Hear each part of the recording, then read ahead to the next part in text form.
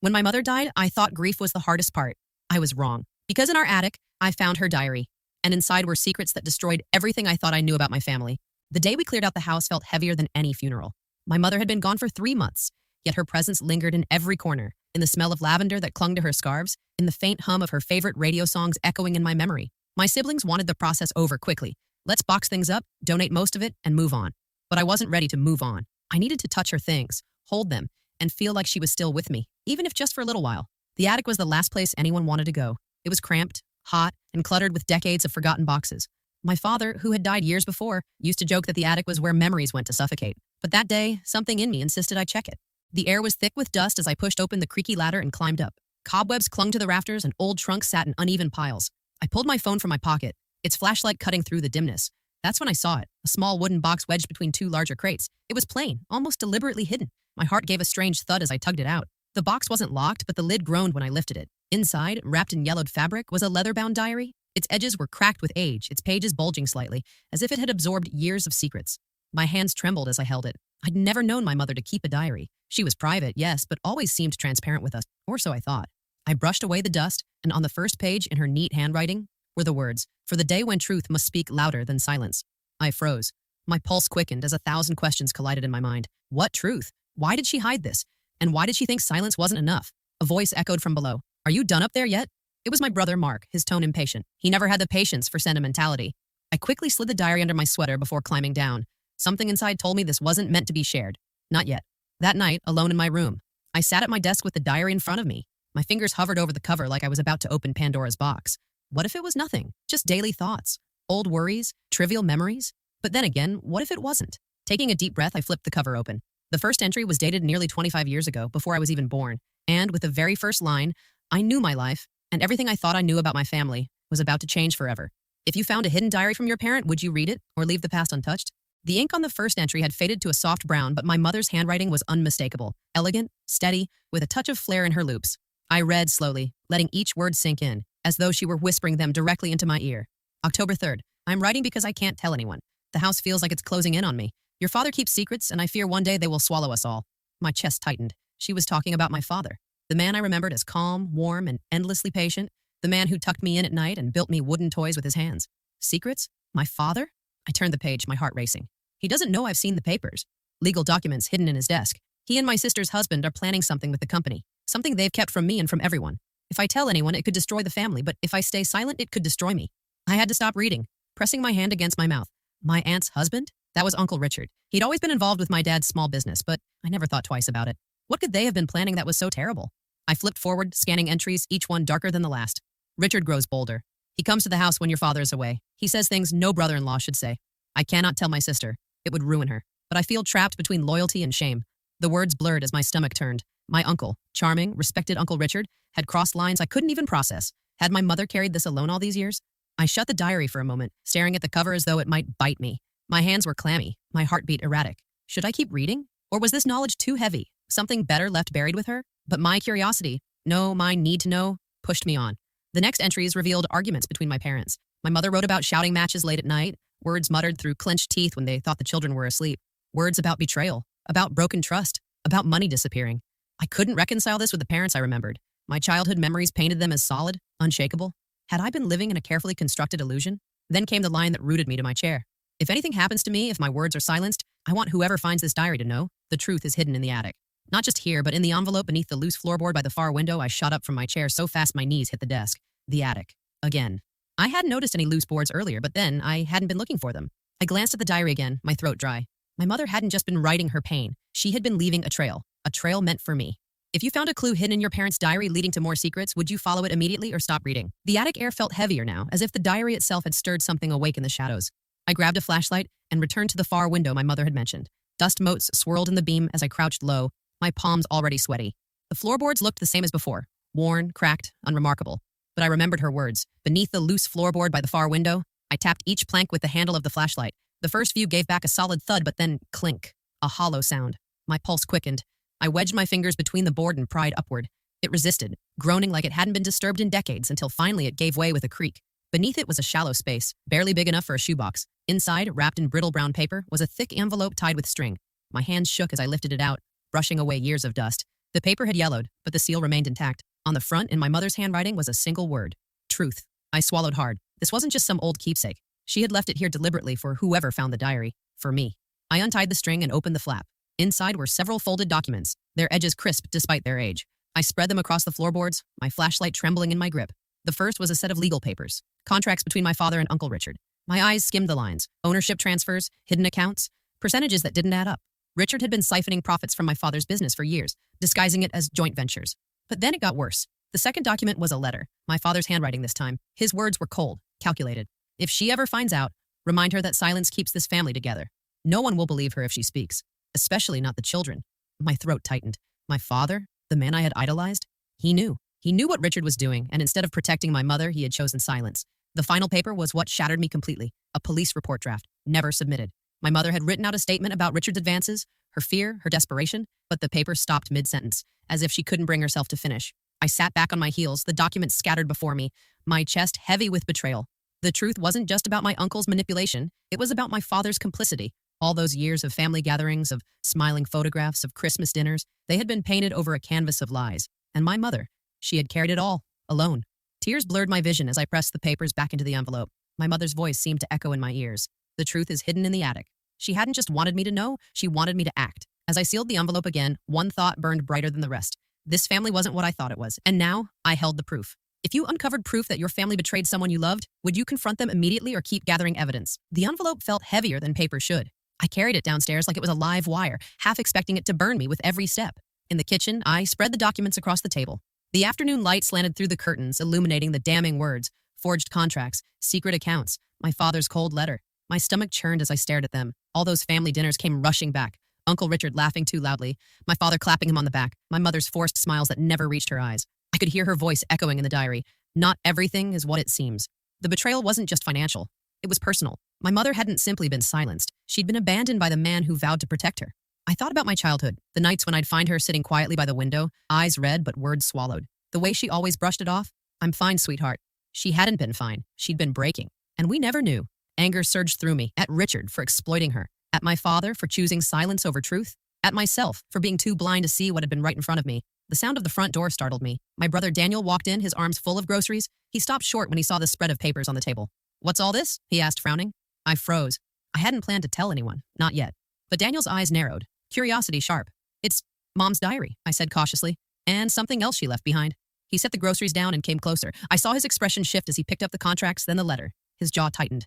"Is this real?" His voice was low, almost trembling. "Too real," I whispered. He dropped the papers like they burned his hands. Dad knew? He knew and still let Richard sit at our table, smile at us, touch our lives like nothing was wrong?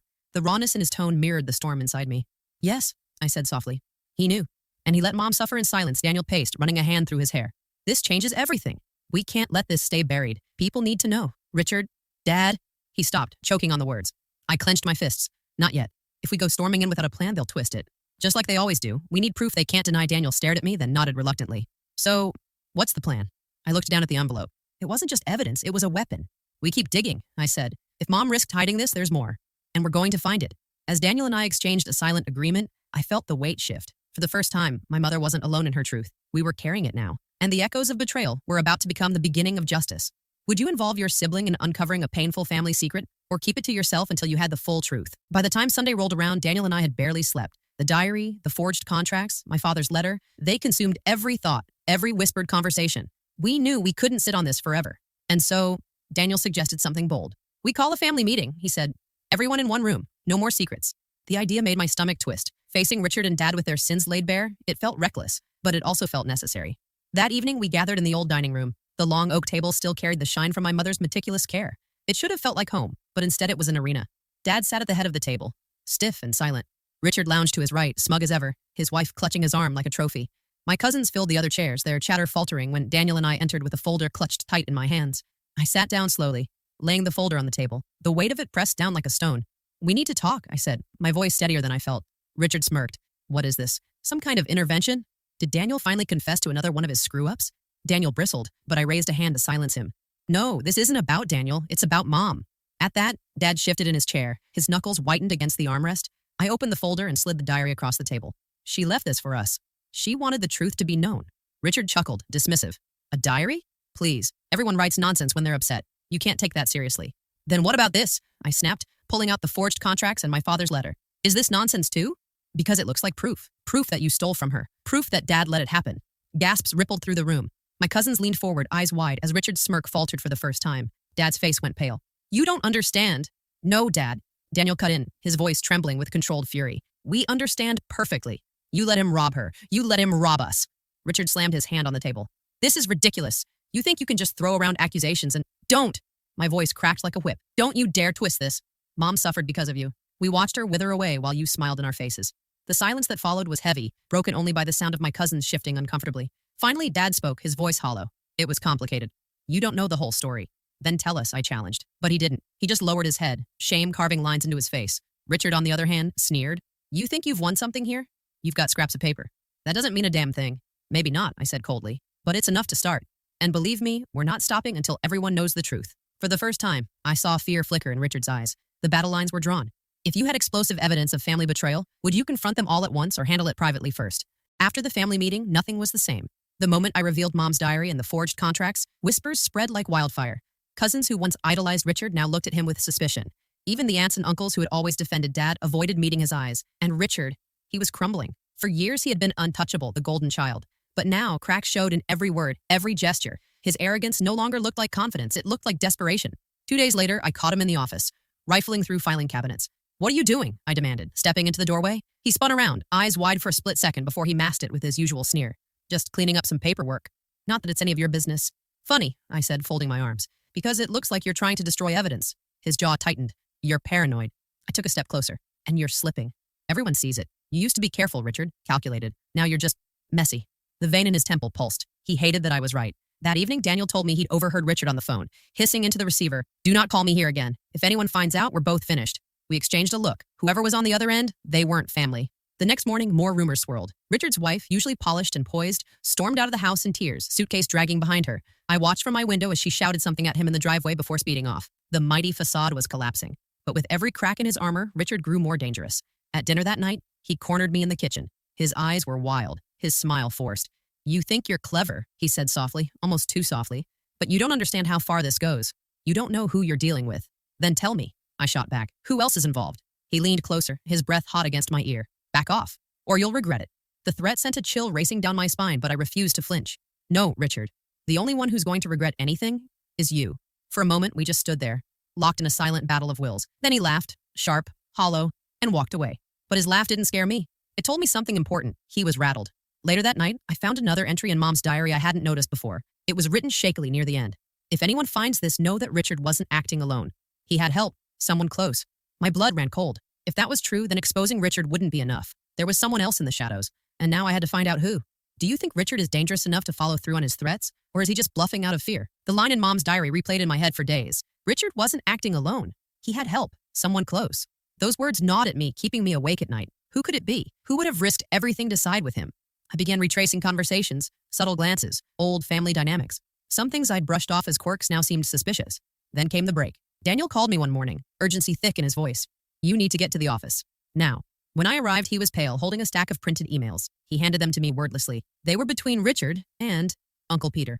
My stomach dropped. Peter had always been the quiet one, the uncle who stayed in the background, sipping whiskey and offering half smiles at family dinners. He never fought, never raised his voice. But here, in black and white, was proof. He had been helping Richard forge documents, funneling money through shell accounts, and even plotting to contest Mom's diary if it ever came to light.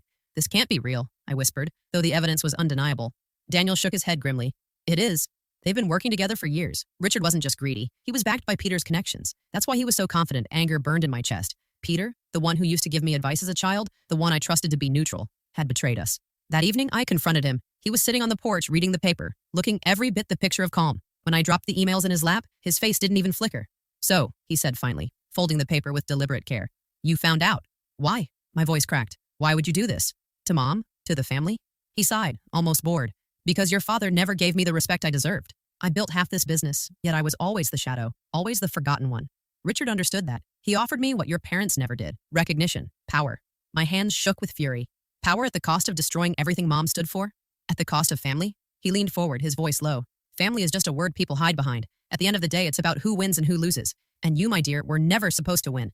The venom in his words chilled me, but in that moment, I also realized something. Peter wasn't invincible. He was arrogant, just like Richard, and arrogance always left openings. I stood tall, forcing strength into my voice. You're wrong. Family is stronger than lies, and I'll make sure everyone knows what you've done. His eyes narrowed, a flicker of unease breaking through his calm. For the first time I saw it, the tiniest crack in Uncle Peter's mask, and I knew I could use it. Were you more shocked that Richard's ally turned out to be Uncle Peter, or did you suspect someone all along? Uncle Peter's confession rang in my ears for days. His calmness, his arrogance, the way he spoke of family as though it were just a disposable mask, it hardened my resolve. Richard had allies, yes, but now I had clarity. If I wanted to stop them, I couldn't just react. I had to plan. I had to trap them with their own lies. That night, I sat with Daniel at my kitchen table, the diary open between us, the incriminating emails spread out like puzzle pieces. We can't just confront them in private again, Daniel said. They'll deny everything, spin it against you. We need to bring their whole scheme into the light. I tapped my fingers on the table, thinking, what if we let them think they've won? Daniel raised an eyebrow. Go on. Mom wrote about the assets she protected, the hidden shares, the accounts Richard couldn't touch. They don't know we've found them yet. If I act vulnerable, like I'm ready to give up, they'll push harder. And when they do, we'll have everything set to expose them. A slow smile spread across Daniel's face. Turn their confidence into a weapon against them. Exactly. The next step was gathering allies of my own. I reached out to Aunt Claire, and one of the few in the family who had always treated me kindly. She had been distant since Richard began his smear campaign, but when I showed her Mom's diary and the emails, her face blanched. They really did this? She whispered. They did, I said. And I need your help. Not just for me, for Mom's memory. She hesitated only a moment before nodding. I'm in. One by one, I began quietly sharing pieces of the truth with cousins, close family friends, even members of the board from our family company. The shock on their faces told me everything. Richard and Peter's polished masks had blinded everyone, but the cracks were showing now. Then came the hardest part, luring them into making their final mistake. I sent Richard a message, carefully worded. I've been thinking. Maybe you were right. Fighting this will only drag us all down. Let's talk about settling. I don't want more conflict. It didn't take long for his reply to arrive. Finally, meet tomorrow. We'll make it official. My hands shook as I read it. This was it, the moment I'd been waiting for. But it wasn't just going to be a meeting. Behind the scenes, Daniel arranged for a lawyer and a notary to be present, under the guise of formalizing the settlement. In reality, they would be witnesses. Aunt Claire would be there too, and so would 2 board members. Richard and Peter thought they were cornering me, but in truth, they were walking straight into a trap of their own making. For the first time in weeks, I felt the weight on my chest begin to lift. This wasn't just about inheritance anymore, it was about justice. And tomorrow, the lies would finally catch up with them. If you were in my shoes, would you risk pretending to surrender just to catch them? Or would you confront them head on? The conference room buzzed with low murmurs as I stepped inside. The long, polished table gleamed under fluorescent lights, but the tension in the air was sharper than glass. Richard sat at the head of the table, his expensive suit immaculate, his smirk already in place. Uncle Peter lounged beside him, tapping his pen like a man who thought he'd already won. Ah, finally, Richard said smoothly. We were beginning to think you'd lost your nerve. I forced a small, weary smile, lowering my eyes as though I were defeated. I'm not here to fight anymore. Let's just settle this. He leaned back, triumphant. Wise choice. You'll save us all a great deal of embarrassment. I slid into my chair, Daniel taking the seat beside me. On my other side, Aunt Claire offered a subtle nod of encouragement. At the far end of the table, the lawyer and notary arranged their papers, professional and silent. 2 board members sat stiffly, watching. Everything was in place. Richard began outlining terms, his terms. He spoke quickly, confidently, dictating how the estate would be divided, how assets would shift under his control. Every word reeked of greed. I pretended to take notes, my pen scratching on paper, but my heart thundered with anticipation. Then Daniel spoke. His voice was calm, almost casual. Before we proceed, there's something we need to clarify. We wouldn't want misunderstandings later, Richard's brow furrowed. Clarify what? Daniel reached into his briefcase and slid a stack of documents onto the table. These, Peter snorted. More of your theatrics? But the lawyer leaned forward, curiosity piqued. He picked up the top page. Silence fell as he scanned the contents. Emails, signed letters, dates, times, evidence. Richard shifted uncomfortably. What is this supposed to be? I finally raised my eyes, steady and cold. Proof. Proof that you and Uncle Peter conspired to rewrite Mom's will. Proof of forged documents. Proof of lies. The color drained from Peter's face. Richard tried to laugh, but it came out hollow. This is nonsense. Fabrications. Do you really think anyone will believe? They already do. Aunt Claire cut in, her voice sharp as a blade. I've seen the diary. I've seen the truth, and so have they. She gestured to the board members, who nodded grimly. One of them spoke. We agreed to witness today for transparency. What we've seen is deeply troubling. The lawyer set down the papers, his expression unreadable. Richard, Mr. Peter, these are serious allegations. If authentic, they could have significant legal consequences. For the first time, Richard's confidence cracked. His smirk faltered, replaced by a flash of panic. You can't prove anything, Peter snapped, voice rising. Daniel leaned back calm. Oh, but we can, and we will. The notary cleared his throat. Everything said here today has been recorded, as per protocol. The trap snapped shut. Richard's fists clenched, knuckles white. He opened his mouth, but no words came out. The mask he had worn so carefully, for so long, was crumbling before everyone's eyes. And in that silence, I realized something. I wasn't afraid anymore. The truth was no longer my burden to carry. It was their prison now. Do you think Richard will try to fight back again? Or has his mask finally shattered for good? The room was silent, except for the faint hum of the air conditioner. Richard sat stiffly, his jaw tight, while Peter fidgeted with his pen like a trapped animal. For once, the power wasn't theirs. The lawyer spoke carefully, his voice heavy with authority. Given what has been presented, I will need to initiate a full review of the estate. Until then, Mr. Peter, any claim you've made to assets or control is suspended. Richard's face went pale. Peter muttered something under his breath, but even his usual arrogance had withered. I sat taller, breathing for the first time in what felt like years. For so long, I'd felt like the outsider, the overlooked daughter. But now, in this very room, the truth had given me strength. When the session ended, Richard stormed out without a word, his expensive shoes clicking angrily against the marble floor. Peter followed, his shoulders hunched. Their empire of deceit had crumbled in a single morning. As the doors closed behind them, Aunt Claire squeezed my hand. Your mother would be proud, she whispered, her eyes glistening. The weight of her words settled in my heart. For a moment, I could almost feel Mom there, her quiet strength guiding me through the storm. Weeks passed, and the investigation confirmed what we already knew. The forged papers were traced back to Peter's office, and Richard's emails left little doubt of his guilt. Their reputations, once untouchable, collapsed overnight. The family business, once clouded by greed, returned to me not as a trophy, but as a responsibility. I didn't want revenge anymore. What I wanted was balance, respect, and to restore the legacy my mother had always envisioned. Daniel stood by me through it all. Together, we restructured the company, focusing less on power and more on people. Slowly, trust began to return, not only within the business, but also within myself. At the official signing ceremony, I held the pen with steady hands. The will, untouched and true, confirmed me as the rightful heir. No forged signatures, no deceit, just the truth, finally given its voice. As the ink dried, I whispered to myself, "This is for you, Mom." Months later, on a warm spring afternoon, I climbed into the attic one last time. The diary still rested where I had found it, its worn leather cover a symbol of everything that had changed. I opened to the final page, running my fingers over Mom's handwriting. The truth is the only inheritance worth leaving. Tears blurred my vision, but this time they weren't from grief. They were from gratitude. I closed the diary, holding it against my heart. Richard and Peter had lost everything. Their power, their lies, their masks. But I had gained something far greater. Strength, clarity, and the courage to honor my mother's true legacy. And as the sunlight streamed through the attic window, I felt peace wash over me. The war was over. The truth had won. And I was finally free. If you were me, would you have exposed the diary's secrets to everyone?